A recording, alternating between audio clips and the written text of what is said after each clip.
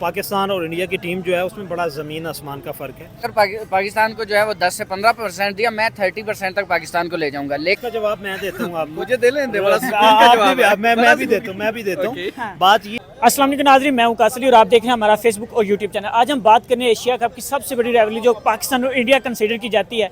Pakistani public मौजूद है, इनसे हम इनकी ओपिनियन लेंगे। इनको क्या लगता है कि जिस तरह का पाकिस्तानी की परफॉर्मेंस है, क्या वो एशिया कप को विन कर सकते हैं? और जैसे इंडिया खेल के आ रहा है, इंग्लैंड को 4-1 से सीरीज़ हरा के आ रहा है, क्या इंडिया पाकिस्तान को बीट करेगा या दोनों किस तरह के मैच हमें देखने को मिल सकता है? अस्सलाम वालेकुम सर। वालेकुम अस्सलाम। सर, क्या लगता है इंडिया पाकिस्तान को बीट करेगा या पाकिस्तान इंडिया को बीट करने जा रहे हैं? देखिए, क्रिकेट के बारे में जब भी हम बात करते हैं तो क्रिकेट के इतिहास को देखा जाता है और क्रिकेट के हाल को देखा जाता है। बिल्कुल ऐसे। इतिहास में अगर देखें तो पाकिस्तान और इंडिया की टीम जो है उसमें बड़ा ज़मीन आसमान का फ़र्क है। पाकिस्तान की क्रिकेट जो है, पाकिस्तान की क्रिकेट एक डोमेस्टिक क्रिकेट रह गई है और पाकिस्तान की दूसरी बात यह है कि पाकिस्तान की क्रिकेट में पर्सनल लाइकिंग और डिसलाइकिंग जो है वो शामिल हो गई है।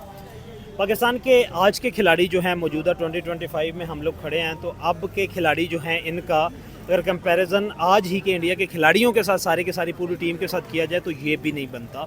उन्होंने इंग्लैंड जैसी टीम को उनके घर में घुस के हराया है। उन्होंने आपके पास जो है अफ़गानिस्तान में जाके उन्होंने हराया है। उन्होंने ऑस्ट्रेलिया को उनके ग्राउंड में जाके हराया है। पीछे चैम्पियन ट्रॉफी आपकी गुजरी है, उन्होंने दमदार परफॉर्मेंस जो है वो दी है। वर्ल्ड कप जो है T20 वर्ल्ड कप हो गया, एशिया वर्ल्ड कप हो गया, उसमें खेला है। और इस वक्त इंडिया के खिलाड़ी जो हैं उसमें आप बैटर में देख लें, अभिषेक शर्मा है, हार्दिक पांड्या है, KL बहुत बड़े नाम हैं, सूर्य कुमार यादव है। ठीक है, इतने बड़े बैट्समैन। और पाकिस्तान के पास तो फ़खर जमान के अलावा हमें कोई बंदा जो है वो नज़र ही नहीं आता। ना बॉलिंग में एक हमारे पास शहीनशाह फरीदी था, वो वैसे ही ठुस हो चुका है। तो फिलहाल पाकिस्तानी टीम का सर बात सुने ना, अभी आप देखें जो ट्राई नेशन सीरीज हुई है उसमें पाकिस्तान की परफॉर्मेंस देखे, पाकिस्तान बहुत लग नहीं रहा था। शोएब अख्तर कह रहा था कि ये मैं कह रहा हूँ कि 130 नहीं बना सके, लेकिन पाकिस्तान के अफगानिस्तान को 2 दफ़ा बीट किया, यूएई को बीट किया। आगे आप देखेंगे इंशाल्लाह कि फाइनल भी जीतेगा। मतलब न्यू टैलेंट आ रहा है, बाबर रिजवान को बैठा के पाकिस्तान एक अच्छा परफॉर्म कर रहा है। उसके बावजूद आप कह रहे हैं कि हमारा इंडिया के साथ कंपेरिजन बनता ही नहीं है।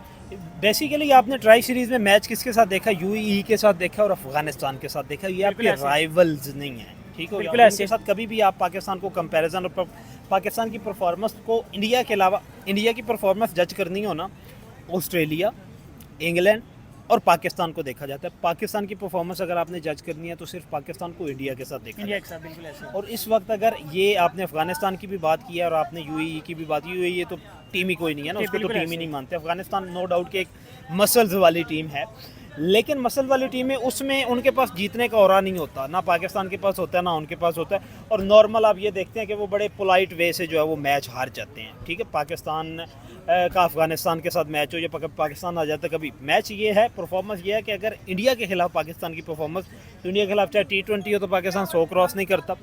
आपके पास जो है ODI मैच हो तो पाकिस्तान 150 क्रॉस नहीं करता, और अगर टेस्ट मैच हो तो पाकिस्तान 200 क्रॉस नहीं करता। लिहाजा पाकिस्तान की टीम जो है, इस वक्त की टीम जो है वो अगर परसेंटेज दी जाए तो 90% स्ट्रॉन्ग टीम है इंडिया की और 10% है पाकिस्तान। सर आपको क्या लगता है, जैसे सर ने बात किया कि 90% इंडिया जस्ट 10% पाकिस्तान, क्या आप इस चीज़ से एग्री करते हैं? कुछ हद तक मैं एग्री करता हूँ। ट्राई सीरीज से पहले तक की अगर बात की जाए तो जिस तरह से इंडिया का मोमेंटम बना हुआ है और इंडिया जिस तरह से परफॉर्म कर रहा है, आपने लास्ट सीरीज उनकी देखी होगी इंग्लैंड के साथ। T20 की सीरीज हम देखेंगे ऑब्वियसली, तो उसके अंदर अभिषेक शर्मा जो है 135 लगा कर आया हुआ और अभी तक वो नंबर 1 पे रैंक कर रहा है। उसको कोई हिला नहीं सका। उन्होंने कोई T20 नहीं खेला, लेकिन उसके बावजूद कोई नहीं हिला सका। तिलक वर्मा नंबर 2 पे है, सूर्या कुमार यादव नंबर 5 पे है, हार्दिक पांड्या ऑलराउंडर्स में नंबर 1 पे है, जसप्रीत बुमराह उनके पास है। तो मतलब जिस तरह की उनकी टीम है, नो डाउट आपकी बात ठीक है कि अगर पाकिस्तान को आप 10-15% 20% देते हैं मार्जिन और बाकी सारा इंडिया को उठाकर दे देते हैं तो ये फेयर इनफ है, ठीक है।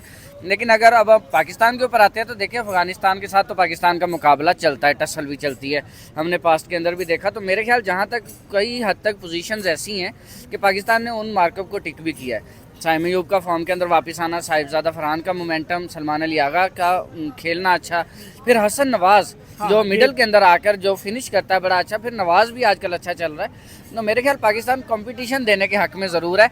इन्होंने जाकर पाकिस्तान को जो है वो 10 से 15% दिया, मैं 30% तक पाकिस्तान को ले जाऊंगा। लेकिन इस 30% के अंदर भी अगर आप पूछें कि पाकिस्तान का चांस है जीतने का, तो मैं क्लियरली कहूँगा कि नहीं है।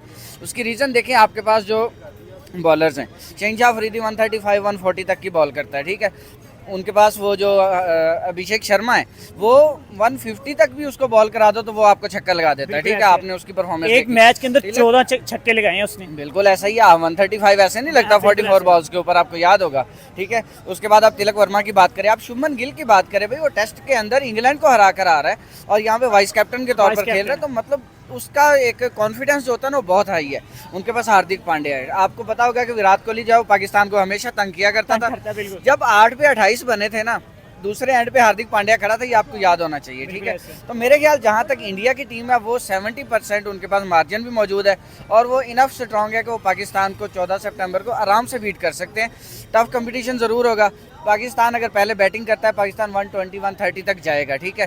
और ये तकरीबन 15 से 17-18 ओवर के अंदर चेज होता हुआ आपको दिखाई देगा। मेरे ख्याल में मैच का सिनेरियो इस तरह का बनेगा। सर हमने देखा था जैसे विराट कोहली होता था, रोहित शर्मा होता था, हिटमैन होता था, पाकिस्तान एक एक्स्ट्रा प्रेशर लेता था। अभी ये दोनों नहीं है, उसके बावजूद भी आपको लगता है कि पाकिस्तान के लिए कोई टफ हो सकता है, बॉलर हो सकता है या कोई बैट्समैन हो सकता है? इसका जवाब मैं देता हूँ आपको। मुझे दे लें दे, बड़ा मैं भी देता हूँ। बात ये है कि विराट कोहली भी नहीं और रोहित शर्मा नहीं, दोनों ही हैं। विराट कोहली को रिप्लेस किया शुभमन गिल ने, ठीक है, और रोहित शर्मा को रिप्लेस किया अभिषेक शर्मा ने, ठीक है। आप ये देखें कि इनसे तो फिर भी जो है पाकिस्तानी टीम एक लंबे अरसे तक खेलती आ रही थी और कोई थोड़ा बहुत कंप्रोमाइज कर लेती थी कि यार किसी हद तक कभी चांस बन जाएगा। अभी जो हमने सर पे सवार किया हुआ है ना कि शुभमन गिल जो है उसने एक मैच में 400 स्कोर मारा हुआ है और रिसेंटली इंग्लिस्तान के साथ जो उनका मैच था उसमें उसकी कैप्टनसी में जो है जो परफॉर्मेंस इंडिया ने दिया वो स्लेट पे लिखा जाएगा और दुनिया क्रिकेट पे वो लिखा जाएगा। तो लिहाजा पाकिस्तान को रोहित शर्मा और विराट कोहली की रिप्लेसमेंट के बाद उससे बड़े बंकर बस्टर मिल गए। अब मेरा आंसर सुन ले इसके ऊपर कि आप देखें विराट कोहली और रोहित शर्मा जब टीम के अंदर थे ना तो इंडिया स्लाइटली 220-230 तक जाता था, ठीक है। जब से ये आए हैं, तिलक वर्मा आया, संजू सैमसन आया, अभिषेक शर्मा आया, शुभमन गिल आया, इंडिया ने 297 लगाया है, इंडिया ने 287 लगाया है साउथ अफ्रीका को उनके घर पे जाके, ठीक है।